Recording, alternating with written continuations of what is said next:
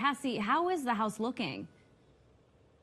Well, Megan, it's not looking too good. This house behind me here is almost sideways. You can't even see the bottom floor of this two-story house. I'm going to step aside so we can see a little bit closer at this house, but here is the entrance just to try to get into the house. It's completely blocked off. And they were holding candles like this one here, showing their support for the homeless youth here in Anchorage. Now, I was here about 5 hours ago at this spot, and the water edge where I'm standing now was just about 3 to 5 feet behind me.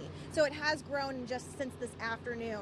Now, crews have been working all day today trying to keep up with the weather, but officials are worried that this rain and water is just going to keep piling on. Well, Scott, so it's going to be opening up from Minnesota to C Street, and they've been working on this project all summer, and it's finally done. And I'm going to turn the camera around so you guys can see the road that we're on right now if you guys haven't seen it just yet. So this new road is going to make it easier for folks living in Bayshore, Ocean View, and West Anchorage to get more popular places like Target and Cabela's.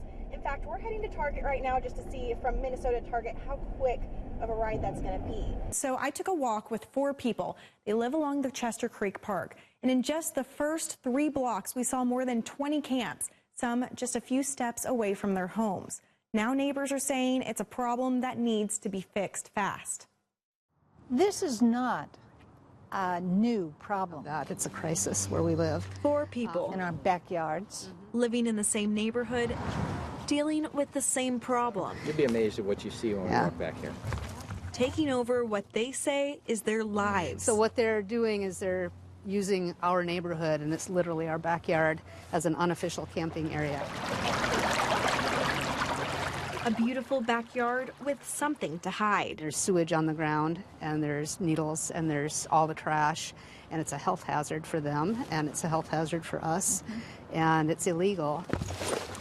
Just 5 minutes into our walk, Underneath the ground, it's smoldering. neighbors called 911 for a fire in a camp. That's not good. Something they've done many times before. I honestly thought that my shed was on fire, and it came within 20 feet of my shed. So if it had caught my shed on fire, it probably would have jumped to my house too. We told the firemen when they got here that there was ammunition earlier. We don't know, so protect yourselves.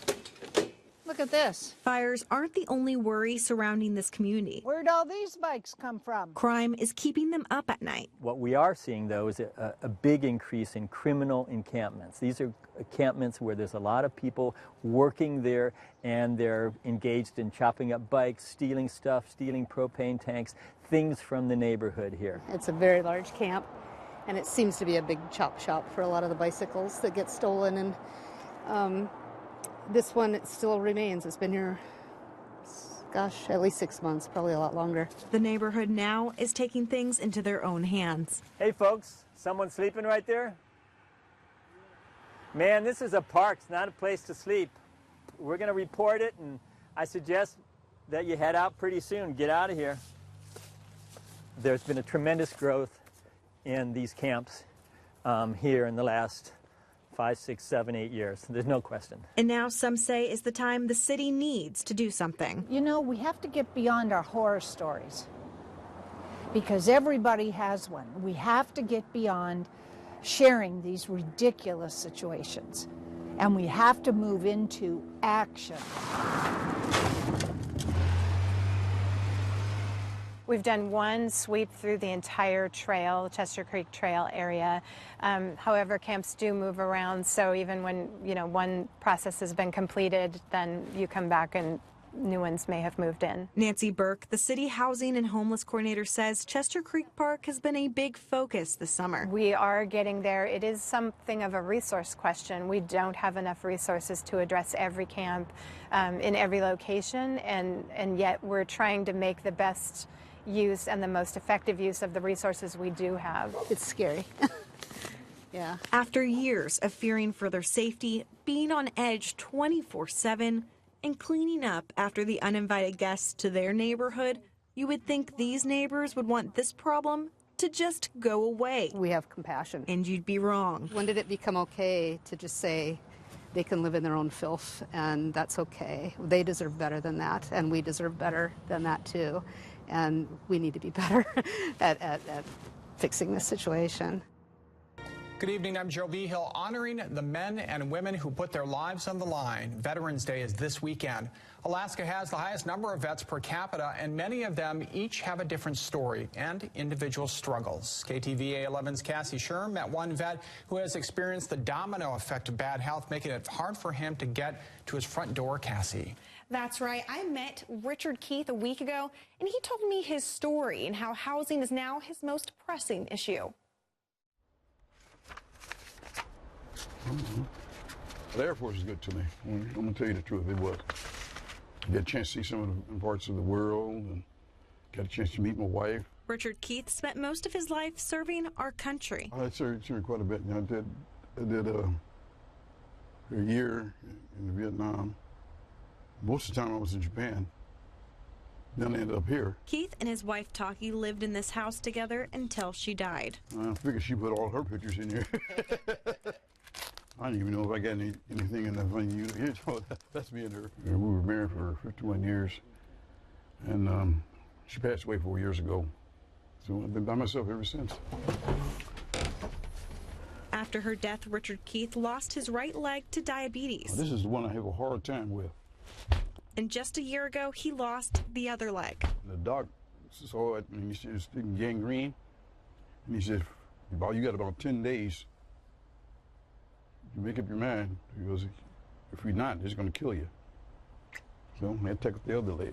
But again, the angle is wrong. So Keith's neighbor, Wes Bascom, helped him build a temporary ramp. You know, I kind of gave him a hand what I could, you know, hand him tools and all that stuff. You know, I said, well, that'll be good for the summer. But now that winter is hit, he is facing another obstacle, just getting to his front door. When I rolled in, I looked at that. I said, oh, boy. Let's see if I can get up this thing. So I got about, the first part, it was kind of steep. And I could grip it. Then all of a sudden, I hit some slick spot and down I went. His neighbors saw him fall from the window and helped him up, but worry the next time could be worse. My concern is Richard falling again. You know, he's lost both legs now, and he's definitely can't be handling those falls. If I can do anything for Richard, I will. You know, I'd build the ramp myself, but finances just doesn't cut it. For now, Keith sits in his chair and waits for a new ramp from the VA or housing that is more wheelchair friendly. Now I'm trying to find a decent place to live and get out of here. I've been in this thing for about 40 years.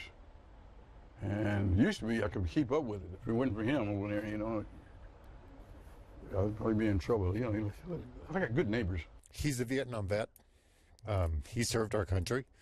He did for us what I couldn't do. And he's a good man. You know, he's a value to our community. So, you know, I care about Richard. My wife does. Our neighborhood does. Keith has more than he can handle, but says he continues to do the best he can. Now, there are many vets facing some of the same problems Keith faces. I spoke with the VA about how they help, and they say it's a lengthy process, but they create a one-stop shop for vets to go to, which they hope helps. What that is an office where any veteran can call, email, or walk in anytime during our business hours and afterwards, even for emails.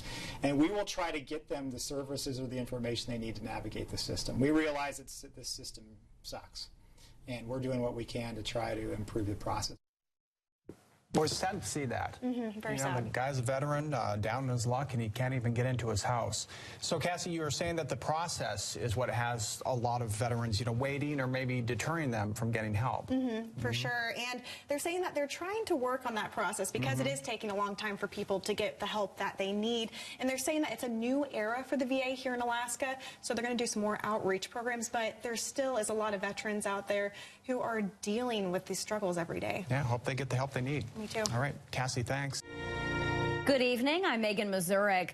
Crews in Seward working nonstop, dealing with heavy rain and flooding. While one storm's already moved through the area, another one expected to hit tomorrow. KTVA 11's Cassie Schirm shows us the high water from Seward. Crews have been working around the clock trying to clear creeks like this one right here from flooding areas. Now, if you see this bridge, it's Nash Road Bridge right here, and you can see the gravel and rocks that are piling up under this bridge. And then on the other side, we have a water that's rushing through. This water is the main problem for a lot of residents in the area, and I spoke to some who say they're just trying to keep a close eye on it to see if it's going to get worse. I fish halibut, silvers, rockfish. On most days, you can find Travis McCray out on the water. I caught my first fish when I was 4 years old, and I still remember the fish. McCray has lived in Seward for many years with his pup, Lance Corporal. Go get your toy.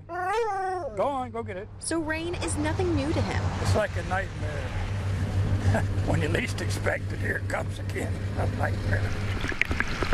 But this recent weather is keeping him up at night. I mean, it's hard to go to sleep and you don't know if you're going to wake up swimming or... Living next to the creek, this isn't the first time McCray has faced floods before. 8 times.